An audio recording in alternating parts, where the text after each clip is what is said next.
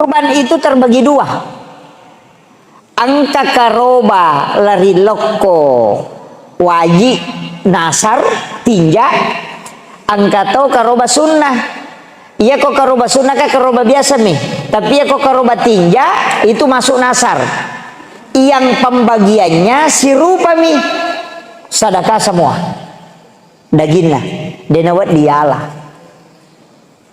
Yang kedua, kurban untuk tomate, asanna taumatewe ipatama, maka bagikan semua dagingnya dan bagiannya. Pasidah katomi. Apa ia tuh karoba tak bagi talu pembagiannya? Sepertiga untuk yang berkurban, sepertiga untuk sedekah, dan sepertiga untuk hadiah. Iya ro pasidah kay yana ro yalengi tau kurang mampu yana ro hadiah wa dia le tau sogi.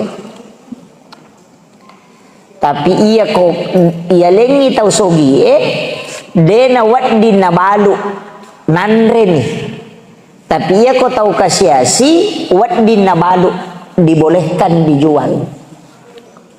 Jadi yang kakama tahu talek dagi karoba na totong ilaw pasa na balu yo ko panyo nyange aja na tamparan ni makada paano kaje na balu na yalek ko de dibolehkan memang dalam agama. Iya. Pesan ni na balu. Ya ko 5 kilo daging na me balu manang ide na marigaga.